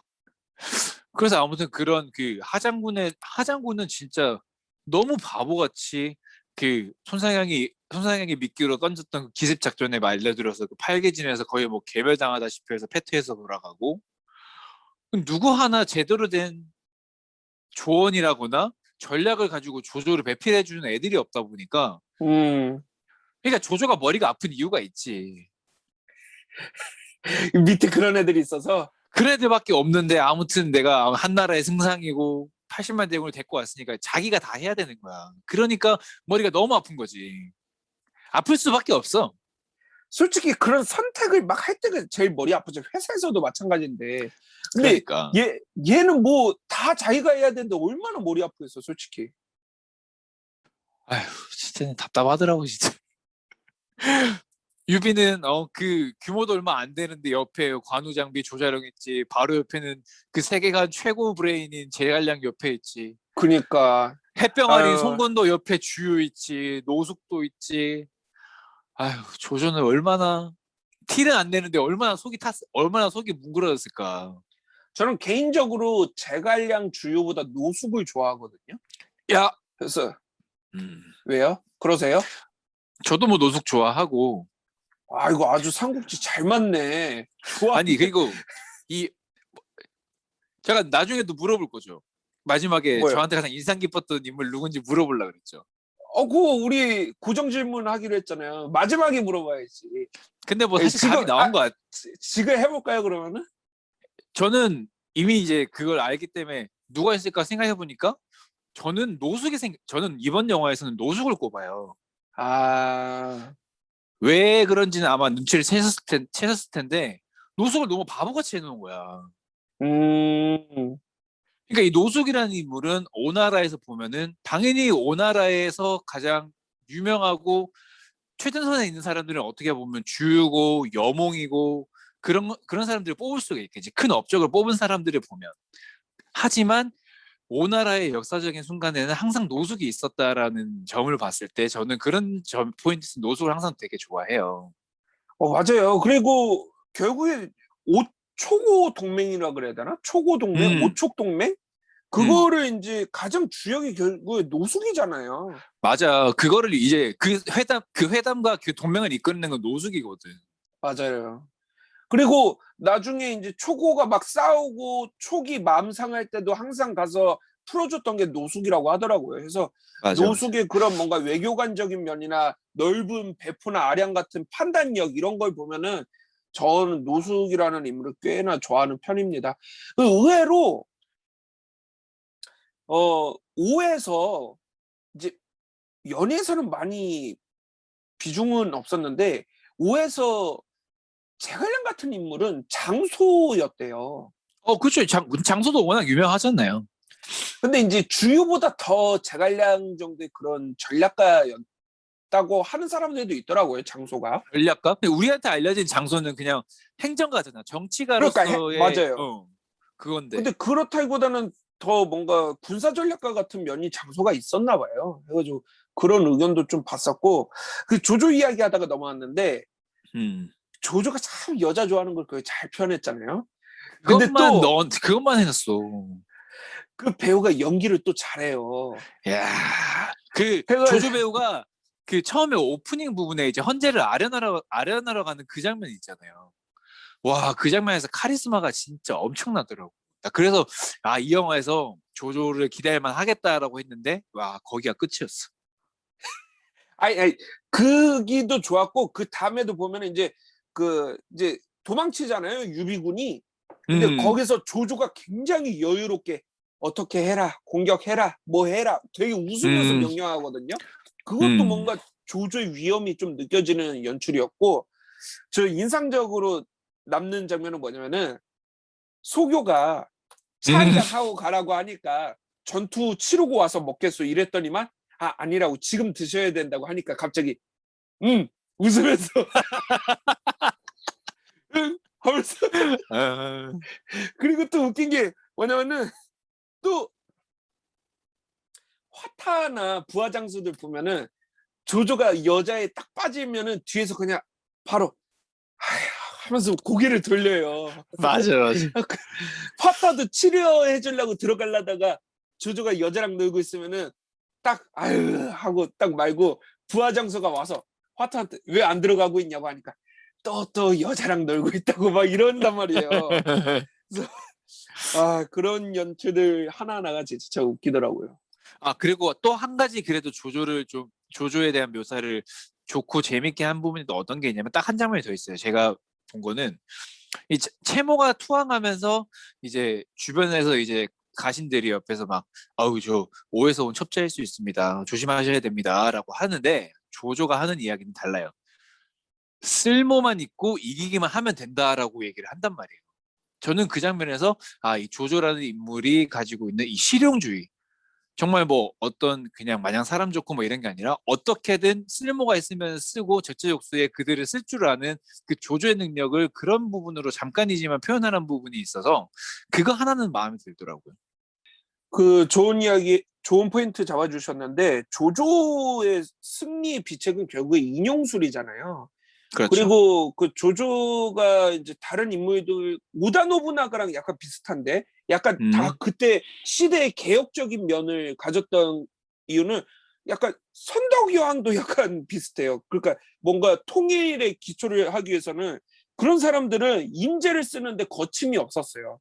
해가지고 음, 조조 근데 이거 너무 길어질까봐 어떻게 한번 그래도 빨리 좀 해보자면은 왜 괜히 뭐가 선동여왕 오다 노부나가 왜 나와 뭐가 똑같아 이럴 수가 있는데 뭐가 음, 똑같냐면은 인재를 쓰는데 능력을 보고 쓰는 거예요. 출신을 보고 쓰는 게 아니고 음, 선덕여왕도 그래가지고 가야 출신이 김유신을 데려와서 쓰고 음, 이제 메인 왕족이 아닌 김춘추를 또 데리고 와서 쓰고 그런 식으로 또 데려와서 쓰고 그리고 오다 노부나가 같은 경우도 보면은 이제 그 물론 메인 적통의 첫째들을 데려와서 쓰는 게 아니라 적통에서 물러나게 된 삼자들, 삼자들을 자기 음, 부하로 데려와서 쓰거든요. 그러니까 인재를 쓰는데 거의 출신을 보지 않고 쓸모 있고 힘 있다면은 물론 그 대세 애들을 데리고 와서 쓰면은 무리가 있었겠죠. 왜냐면은 선덕이나 오다가 막 대세가 아니었으니까 대세랑 대세는 부딪히잖아요. 그러니까 그렇지. 대세가 아닌 사람들을 데려와서 썼겠죠. 그래가지고 조조도 그런 면모가 있는데 실제로 조조가 그 인재를 모집하는 공문서의 내용을 읽어보면은 그 당시에는 유교가 아주 지배적이었기 때문에 효, 뭐 이런 게 있었단 말이에요. 충, 이런 게 있었단 어, 말이에요. 근데 조조의 그 모집하는 공문을 보면은 내용부터가 일단 그런 거 있습니다. 불효자 괜찮다. 바람핀 사람 괜찮다. 그리고 오, 배신한 사람 괜찮다. 주군을 배신했던 사람 괜찮다. 음, 능력 있으면 내가 다 쓰겠다. 이게 조조의 공문이었어요. 그러니까 음, 결국에 위나라의 진짜 힘은 뭐였냐면은 촉은 1세대가 죽으니까 뒤를 받쳐주는 2세대가 조금 남아있고 2세대 음, 죽으니까 3세대가 없어서 망합니다. 근데 맞습니다. 위나라는 1세대 죽으면 2세대, 2세대 죽으면 3세대, 3세대 죽으면 4세대. 너무 인재풀이 많았다는 게 위나라의 가장 큰 힘이었는데 그거를 닦아놓은 게 바로 조조였다.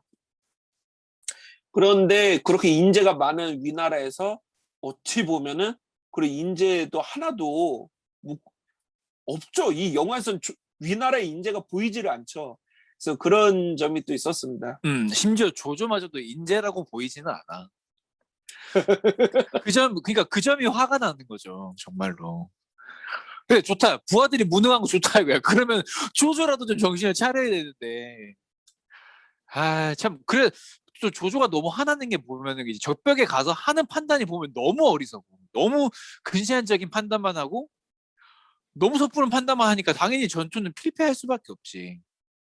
아니 이제 저는 이제 영화 이야기 지금 계속 하고 있는데 우리가 그래도 역사 영화니까 또 고증이나 이제 실제 어땠을지 한번 좀 이야기를 좀 하고 넘어가면 좋을 것 같아요. 해가지고 적벽을 실제로 봐보면은 굉장히 작은 절벽이에요. 작은 뭐 절벽이에요. 엄청 웅장할 것 같죠. 그렇지가 그러니까. 않더라고. 그리고 재밌는 게 뭐냐면은 그 적벽이 지금은 거의 테마파크예요. 엄청 크게 해놨어 중국에서. 그래서 막 몇만 원 주고 들어가면은 이제 유관장 연극도 잠깐 볼 수 있고 그리고 막 방통이 묘책을 보고 그 연안개 연한계. 연안개가 뭐 쇠사슬을 묶는 걸 어떻게 생각했냐면은 나무가 나무끼리 서로 꼬아져 있는 걸 보고 착안을 했다고 해요. 그래서 그 나무도 있어요. 그 테마파크 가면 그 나무도 있고 주유 동상도 있고 재밌는 거 뭔지 알아요? 트랜스포머가 인기가 많은지 로봇 관우가 있어요. 엄청 큰 관우가. 트랜스포머 로봇? 같은. 아, 예. 진짜로? 이거는 제가 이미지 하나 올려드릴게요. 이거는 진짜 보면서 웃기더라고. 그런 것도 있고 그리고 적벽이 거의 테마파크처럼 돼 있는데 이 적벽 영화에서 고증은 막 그렇게 막 찝을 만한 고증 많지 않아요. 공성전도 거의 만화적이고 근데 맞아요. 그나마 하나 좋은 고증이다라고 하는 거는 뭐냐면은 갑옷. 갑옷에 어, 대한 고증이 보면은 되게 소탈하죠. 병사들도 그렇고 진짜 장 좋다. 나 투구도 되게 소탈하죠. 너무 놀랐어요. 그러니까 일본 전국시대 갑옷은 되게 화려하잖아요. 진짜 그리고 화려하지. 안시성 때 우리나라 갑옷 보면은 되게 막 화려하게 만들어 놨잖아요. 그걸 음, 영화적으로 그렇게 해놓은 건데 요거는 적벽이라는 어마어마한 전투를 다루면서도 갑옷들이 소탈해요. 그러니까 일반 병사들은 그 자기 가슴을 보호하는 그 정도 갑옷밖에 없고, 음, 음, 음. 장수들도 보면은 아까 말씀하신 투구들도 그냥 우리 비니 같은 정도 수준의 맞아요, 맞아요. 크기와 이렇게 뭐 커버 정도? 그리고 심지어 조조 갑옷도 되게 소탈하잖아요. 음, 근데 이거는 고증이 잘 된 거예요. 어, 그 당시에 굉장히 단촐했고 소탈했고 그리고 더 고증이 잘 된 거는 병사들이 투구를 안 썼죠. 맞아요. 그러니까 투구를 막 쓸 것 같잖아요. 근데 의외로 안 썼다고 합니다. 해서 음, 두건이나 모자를 되게 많이 썼대요. 이거는 그러니까 기록에서도 나오는 건데 약간 감투 특히나 같은 거를 쓰고 있잖아요, 병사들이. 송견도 두건을 썼다 그러고요. 에, 그리고 원소도 두건을 썼대요. 투구를 안 썼대요. 그래서 투구를 안 이런 거 썼다.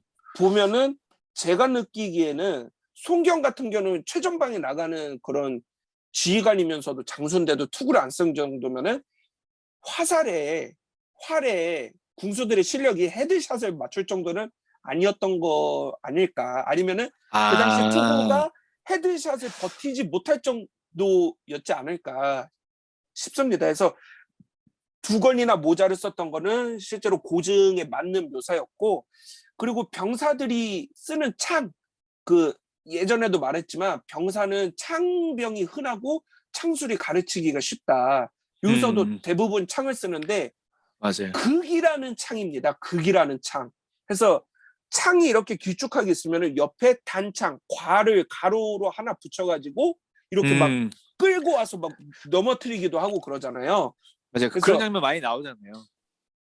극이라고도 하는데 우리나라 말로는 미륵창이라고도 불러요. 해서 그런 것들은 그런 고증은 꽤 훌륭했다. 그런 거는 꽤 괜찮은 편이고 실제로 조조가 막 그 송건을 보면서 야씨 너 저런 너는 아버지 따라가려면 한참 남았다 이러잖아요.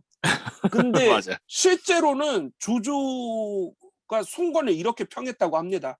내 아들들이 저랬어야 되는데 저런 아들이 되었어야 했는데 이런 식으로 송건을 굉장히 높게 평가했다고 하고 채모가 조조한테 죽잖아요. 맞아요. 근데 실제로 채모는 조조랑 엄청 친했답니다. 해가지고 적벽대전 끝나고도 위나라로 채모랑 같이 가가지고 채모는 늙을 때까지 잘 먹고 잘 살았다고 합니다. 놀라운 반전인데? 하고 이 적벽대전의 패인의 왜 졌는가? 왜 졌는가에 세 가지 요소를 뽑거든요.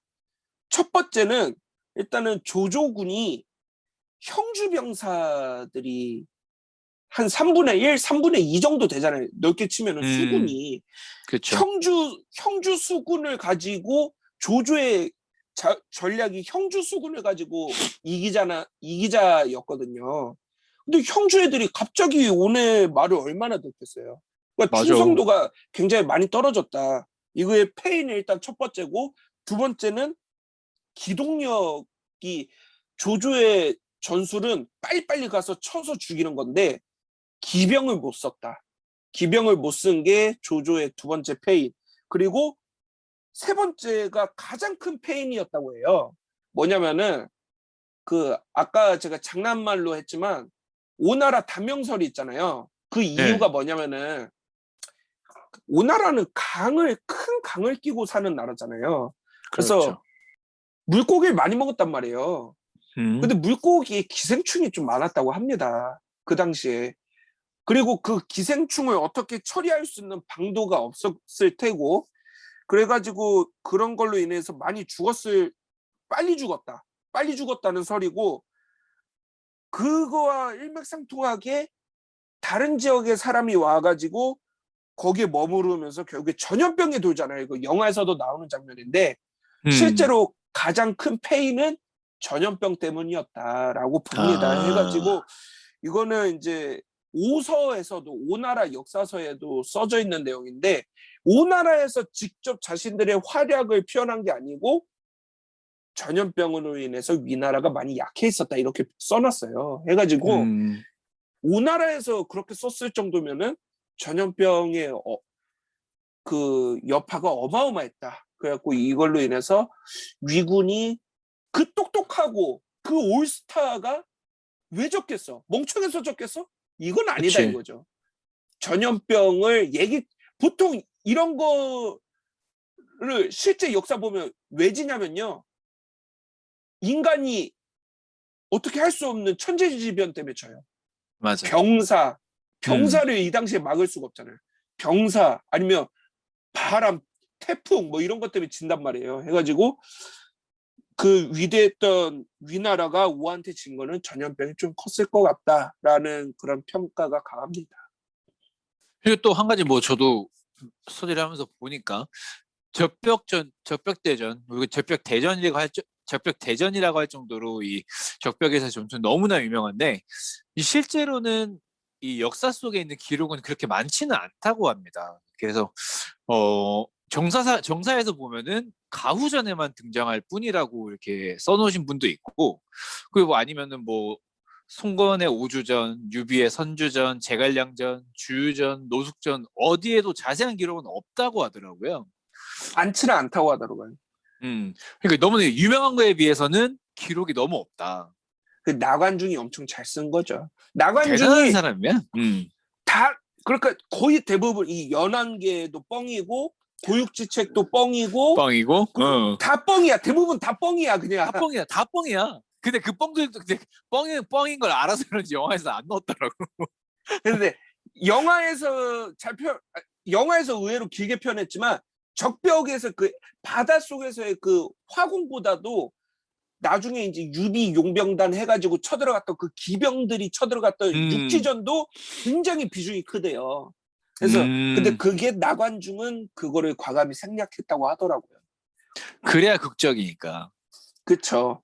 불로 죽여야지. 이거 맞아. 하나 때문에 적벽대전 이거 하나 때문에 게임에서 주유는 항상 화속성. 불꽃 쏘니까. 그리고 제갈량은 동남풍 이거 하나 때문에 항상 풍속성. 항상 게임에서 속성이 항상 이거야.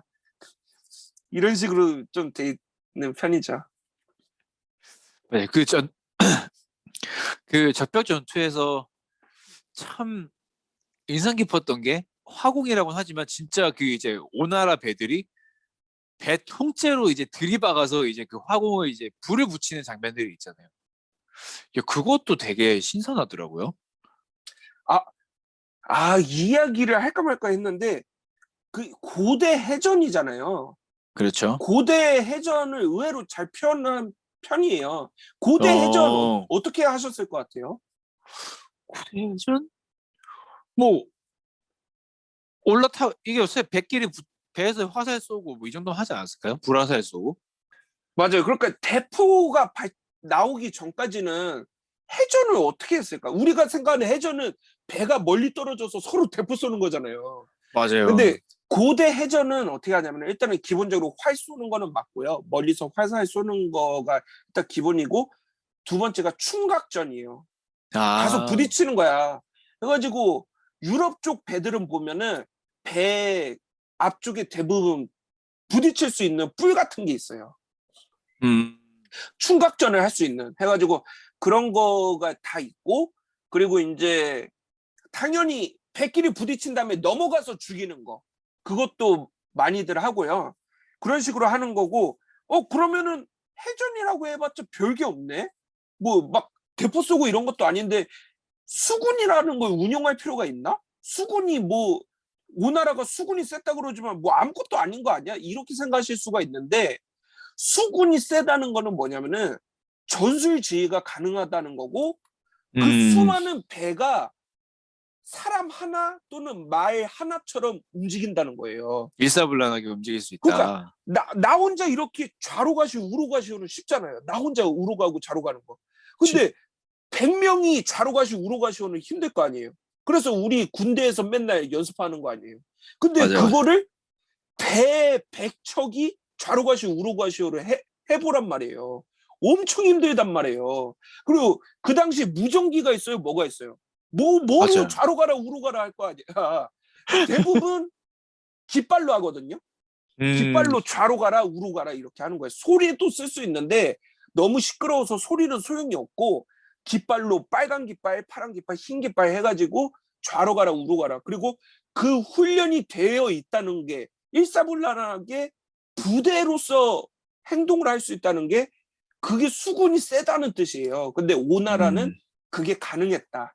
그 조조도 적벽대전 하러 가기 전에 막 인공 호수 만들어가지고 수전 연습을 했대요. 근데 그거 연습한 걸로 바다에서 살고 심지어 감령은 해적 출신 아니야. 그런 애들 이길 수 있겠냐고. 이길 수가 없죠. 그래서 일단은 제가 역사 영화 하면서 고대 수전 이야기를 진짜 한 번은 꼭 해야 될 때 생각했는데 어떻게 이번에 좀 좋은 기회로 빨리 한번 좀 말씀드려서 뜻깊게 생각합니다. 그래서 우리 아까 얘기했던 뭐 연안계라거나 뭐 이런 얘기가 나왔는데 사실 어떻게 보면 절벽대전의 묘미는 그거잖아요. 이제 갑자기 이름 생각 안 난다. 이제 방통이 딱 이제 등장해가지고 배들을 사슬로 좀 묶으십시오 이렇게 해가지고 뻥치고 도망가고 이제 동남풍이 불고 이제 그걸 싹 밀어버리고 이제 조조가 한탄하면서 과가만 있었더라면 하는 나는 이 그 흐름이 가장 절벽대전에 좋아하는 흐름이거든요. 거기서부터 시작하는 게. 근데 그런 것들이 하나도 안 나와서 그건 좀 되게 아쉬웠어요. 근데 방통은 은근히 적벽대전에서 생략되는 경우가 많잖아요. 미디어 보면은 해갖고 맞아. 여기서도 뭐 지금 뭐 주유 정무대인데 뭐 방통까지 나와. 심지어 지금 위나라는 아무도 안 나오는데 그러니까 방통까지 나올 시간도 없어 내가 보기에는. 야 근데 방통 얘기가 나와서 그런데 그 누구죠? 수경 선생인가? 응, 수경 선생이 수경 선생이 그 말 한마디로 엄청난 파장을 일으키잖아요. 그렇죠. 와룡과 봉추 둘 중에 하나만 얻어도 천하를 얻을 수 있다라고 하는데 야 그런데 유빈이 둘을 다 얻었는데 모르겠어요. 제가 지금까지 삼국지 읽으면서 느꼈던 그 방통의 비중은 너무나 적다 보니까 이럴 거면은 아예 그냥 그런 언급을 안 했으면 좋았을 텐데. 아니 그런 거 아닐까요? 중국 한자라는 게 글이라는 게 해석하기 나름이잖아요. 근데 이제 뭐 말도 만약에 오해를 했다 치면은 그런 거 아니야? 와룡과 봉추 둘 중에 하나만 얻어야지 천하를 얻을 수 있다. 둘 다 얻어서 통일을 못했어. 유비는. 둘 다 얻어서 너는 안 돼. 이렇게 그러니까 두 개의 태양이 있으니까 안 돼. 얘네들이 막 싸운다고 안 된다고. 그래가지고 그게 진짜 웃겼던 것 같아요. 제가 보기에는. 뭐 어떻게 보면 고육지체가 아니었을까. 워낙 인물도 많고 색살도 많고 하니까 좀 극적으로 저는 이렇게. 황계가 또 제가 그 아 그래 인상 황계 남는 고육지체 또 들어갔어야 되는데. 인상 남는 인물 음. 그래서 하나는 이제 운현님은 노숙을 뽑으셨는데 저는 황계가 좀 생각이 나거든요. 황계가 보면은 재밌어요. 근데 제가 그 생각을 했어요. 주유랑 공명이랑 내기하잖아요.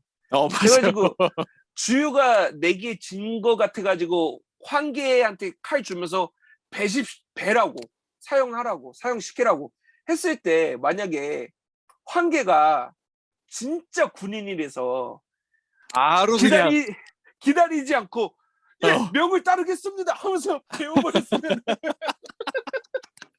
참군인 그거 어땠을 참군인이라서. 거야 아, 진짜. 그 웃긴 게 뭐냐면은 그 보면 알겠죠. 화살을 맞고도 안 죽는 애들이 있거든요. 비중이 굉장히 높은 거죠. 아 주유도 당연하죠. 화살 맞고 안 죽고 관우도 맞았던 것 같아.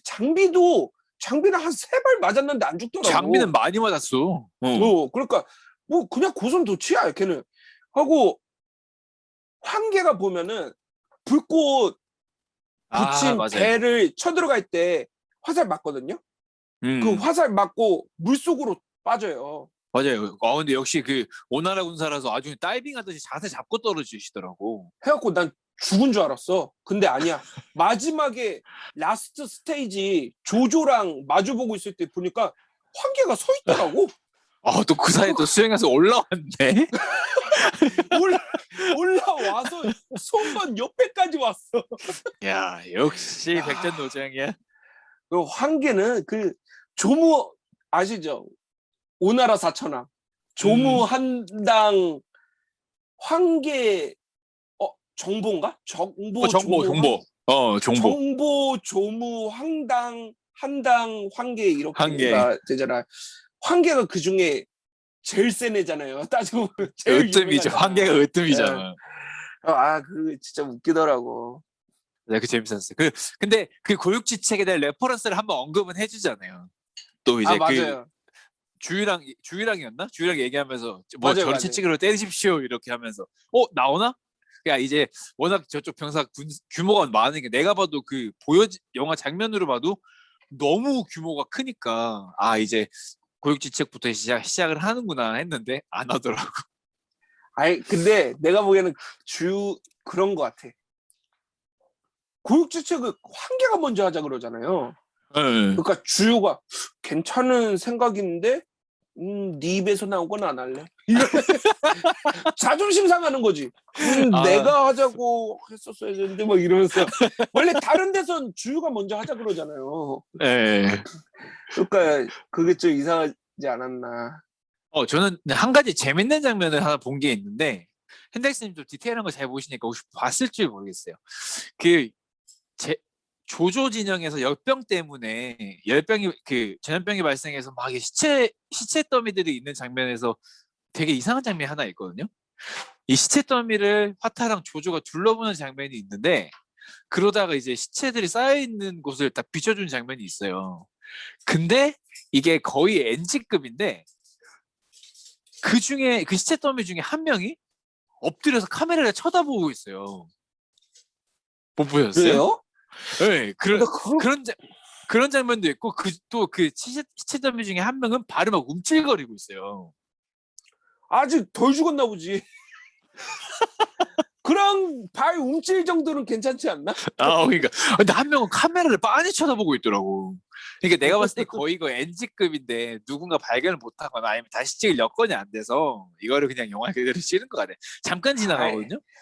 얼마나 이 4시간짜리 어떻게 편집해 다시 볼 수도 없고 좀 대충대충 했겠죠.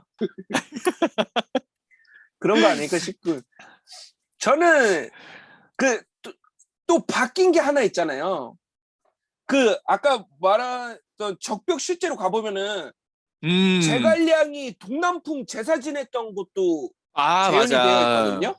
근데 이 영화는 제갈량이 기도로 바꾼 게 아니고 그냥 원래 이제 이때쯤인데 이제 제갈량이 측량을 해가지고 알고 있었던 거고 당연히 현지인들은 알고 있었을 텐데 상대가 채모가 죽어서 조조는 모를 거다라고 하는 것도 어떻게 보면 꽤 이거는 또 은근히 사실적으로 잘 묘사한 거잖아요.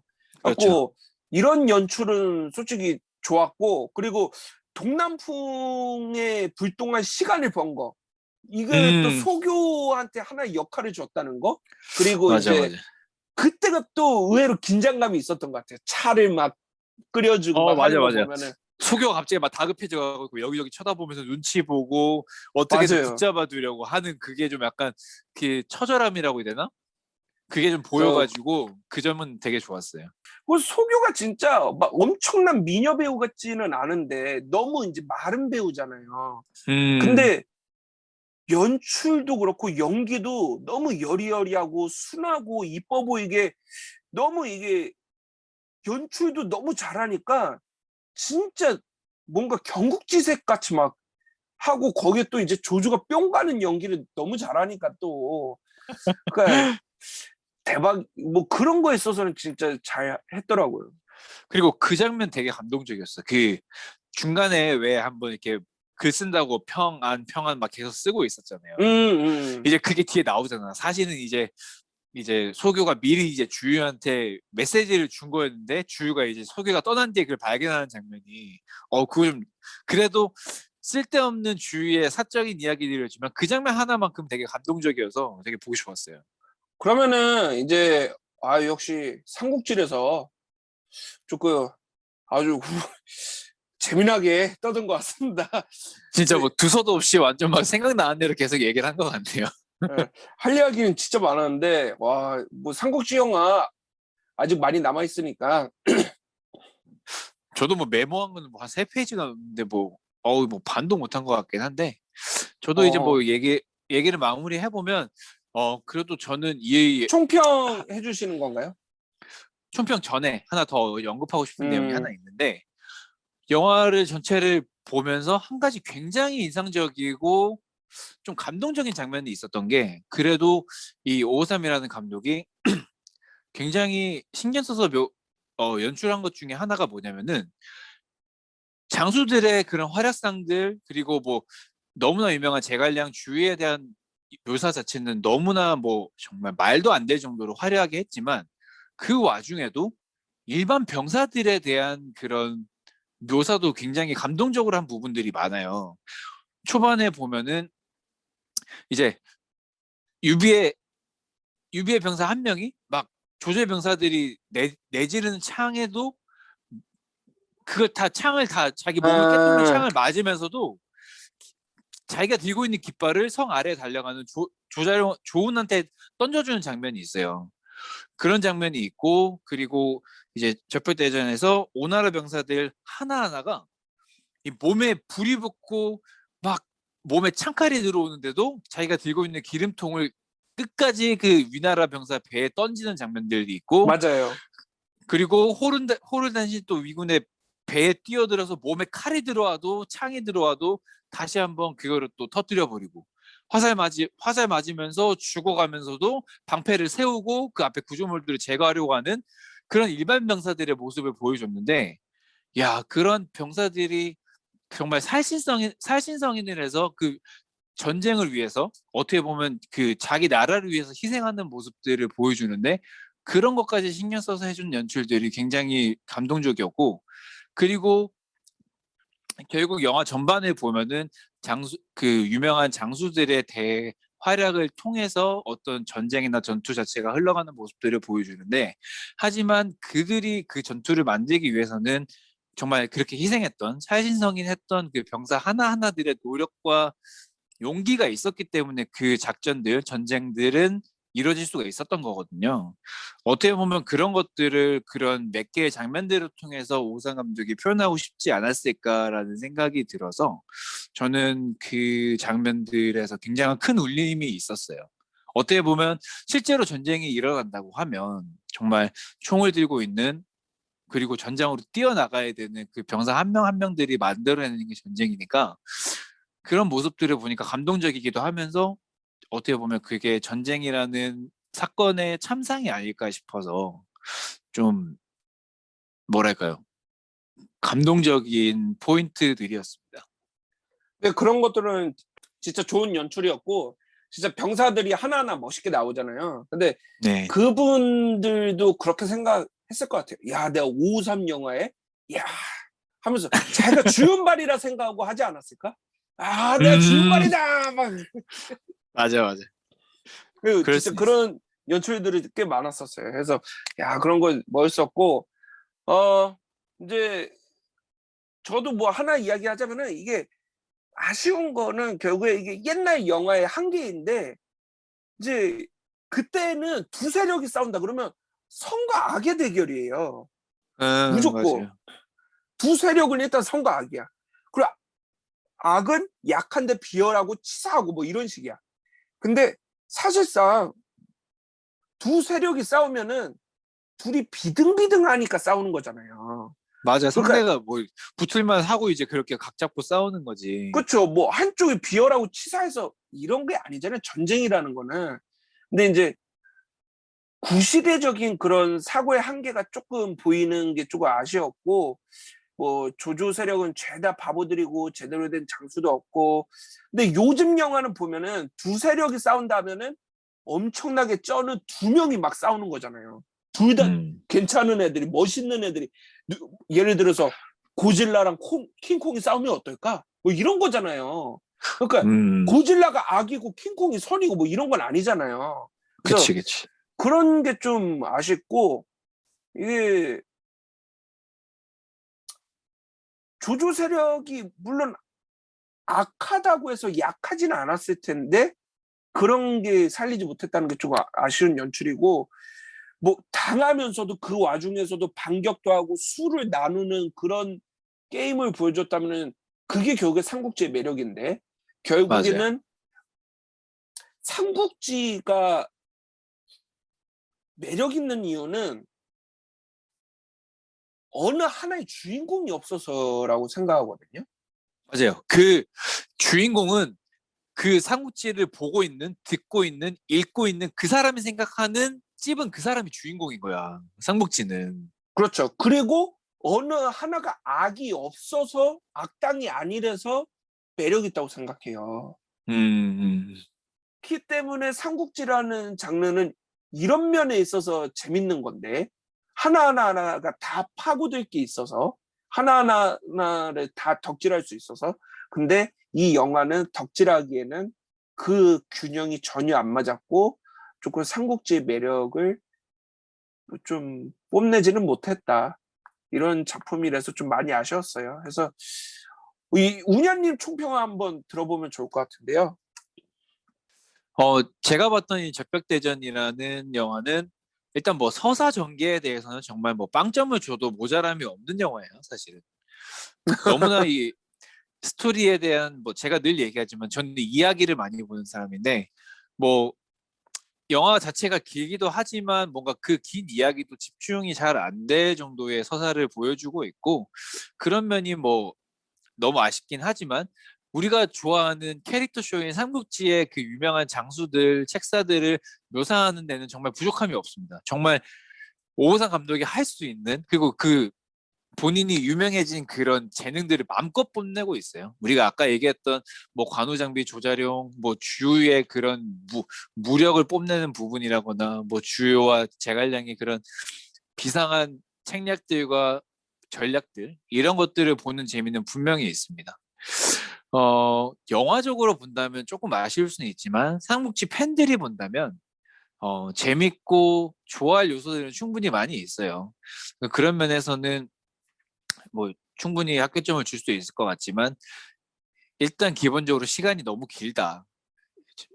보다 보면 지치다 보니까 그런 점들이 굉장히 마이너스입니다. 그래서 뭐 삼국지 팬이라면 좋아할 수 있고 영화를 즐기기 위해서 보기에는 좀 부족함이 많은 작품이었다라고 얘기를 하고 싶네요. 예. 저도 총평을 하자면은 표감 몇 푼을 하긴 해야 되는데,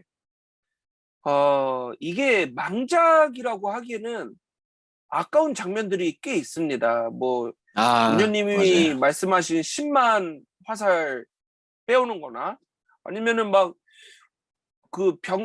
역병으로 죽은 위나라 병사들을 화장하는 초고랑 술 먹으면서 시짓는 조조구를 막 대비해서 보여주는 장면. 이런 거 진짜 멋있거든요. 그리고 막 떡을 하나씩 주면서 의기투합하는 장면. 그래 나 그 궁금한 게 떡을 준다는 거는 네가 하나 더 먹고 더 열심히 해달라 이런 뜻으로 보면 되나요? 그렇겠죠. 그죠? 그러니까 그 당시에는 먹고 힘내자 이거잖아요. 근데 음, 너한테 달렸다 이런 느낌이겠죠. 힘내주십시오 이런 거겠죠. 주유 왜요? 너무 부담되지 않았을까? 너무 많이 주더라고 떡들을. 좀 많이 나는 병사들까지 주는 건 좀 에바였던 것 같아. 그니까 근데 근데 양조위가 2위 큰가? 그 많은 떡을 한 입에 다 털어놓더라고. 그러니까 대단하대. 그래서 어 아무튼 그 장면에서는 정말 그 전쟁을 앞두고 있는 그 오나라 전체의 그 결연한 의지가 너무 맞아요 잘 맞아요. 표현이 돼서 그리고 주유를 중심으로 결국 상황인 실질적인 왕인 이제 주유에게 모두가 기대를 하고 그들 하나로 뭉치게 되는 그런 장면들이 정말 보기 좋더라고요. 근데 그래도 거기서는 송건이 좀 떠들었잖아. 근데 송건 맞아요. 불편했을 거야. 주 옆에 두고 내가 하려니까 얼마나 불편해. 눈치 엄청 봤을걸? 예. 그래서 그런 장면들 진짜 몇몇 진짜 멋있는 장면들 진짜 많습니다. 근데 그러기에는 이거는 충분히 2시간 반으로 줄여서 만들 수 있을 만한 내용이었다 생각하고 유비관우 장비 좋은 공명이라는 멋진 병풍들로 주유라는 캐릭터의 원맨 쇼를 너무 길게 만든 영화였다. 이게 2개를 합쳐서 2시간 반짜리 영화로 잘 만들었다면은 정가도 괜찮을 것 같은데 맞아요. 일단은 2개를 합쳐서는 2개를 그냥 4시간 반짜리를 본다 그러면은 오히려 돈을 받고 싶어요. 내 4시간 반을 써야 되잖아. 노동이지 그러니까 노동. 노동이지. 그러고 솔직히 정확한 판단하기가 어려운 게 뭐냐면은 저는 말씀드린 대로 3회차잖아요. 그러니까 아는 아, 내용들이 나왔고 기억이 안 나는 장면은 새로 보니까 재밌기는 했는데 기억이 나는 장면들은 또 보기에는 좀 지루하더라고요. 해가지고 솔직히 정확한 음, 판단이 어려워서 표감 면푼을 하기는 조금 영화의 단점은 결국에 볼 거에 비해서 안 볼 거도 너무 많다라는 건데 맞아. 그 말이 정답이야. 아, 요즘처럼 이제 이동 미디어 시대에서는 퇴근길에 조금 보고 멈추고 그런 식으로 보면 괜찮을 작품이라 생각해요. 해서 표값은 OTT 결제값 정도. 결제해서 그냥 음, 덤으로 OTT를 결제하셨다면 볼만한 작품이다라고 추천하고 싶습니다. 근데 영화관에서 상영작으로는 추천하고 싶진 않아요. 맞아. 그리고 보려면 2번 봐야 되니까 돈도 꽤 많이 그쵸? 들어요. 근데 이게 100만에서 200만이 봤다는 게 저는 실로 놀라운 성적이라 생각되는데 이게 일단 기본적으로 원은 절벽대전이라고 하니까 뭐 우리 같은 상부치 덕후들이 한 번씩 갔을 거고 이제 그 그쵸? 숫자들이 반영됐는데 사실 1편 보고 사람들 되게 놀라고 욕했을 것 같아요. 근데 오히려 2편이 더 많이 봤어. 어떻게 이러지? 그러니까 1편에서 아예 절벽대전이 안 나오잖아. 뭐야? 아이씨 이러고 나왔는데 야 그러면은 53이 만든 2편이 나왔대. 그럼 거기에 다 있나 봐. 기대감을 가지고 우르르 갔겠지. 그게 아마 200만이라는. 진적벽대전. 그치. 야, 우리 553이 그럴 리가 없어. 2편에는 다 나올 거야. 너무 재밌을 거야. 거기에 압축해놨을 거야. 하고 몰려간 게 200만인 거지. 저도 솔직히 말씀드리자면은 그냥 2편만, 만약에 삼국지 배경 지식이 있으면 2편만 봐도 됩니다. 아, 근데 진짜 2편 그렇겠다. 2편만 봐도 되겠다. 네. 2편만 봐도 적벽대전을 느낄 수가 있어요. 1편 같은 경우는 우리가 아까 얘기했던 장판파 얘기까지 나오는데 굳이 이거를 적벽대전에서 우리가 볼 필요가 없거든요. 그치, 좀 그렇지. 굳이 왜 이렇게까지 했을까? 라는 생각이 들 정도로 2편만 그냥 보면 되겠네. 장판파랑 초고의 동맹 과정을 보여준 거잖아요. 그러니까 그냥 그러니까. 2편만 보면 적벽대전이에요. 제 생각에 제가 옛날에 2편을 본 것 같아요. 그 200만 중에 내가 들어갔던 거지. 거기 일조했네. 예. 그래가지고 이 참 우리가 또 좀 시기적절하게 또 만다린이 나오는 영화를 했어요. 만다린과 맞아요. 뮬란이 나오는 영화를 했는데, 오늘 마지막 인사는 맨날 제가 하니까 운현님께 한번 부탁드릴게요. 네, 오늘 제가 한번 마무리를 해보도록 하겠습니다. 자, 오늘 역사와 영화는 여기까지입니다. 구독자분들은 어떻게 보셨나요? 재밌으셨나요? 예, 하고 싶은 이야기로 입이 근질근질 하시다면 많은 댓글 부탁드리겠습니다. 시청해주셔서 감사드리고요. 구독과 좋아요 부탁드리겠습니다. 오늘은 여기서 마치겠습니다. 지금까지 역사와 영화를 좋아하는 덕후들의 놀이터가 되고픈 여경사와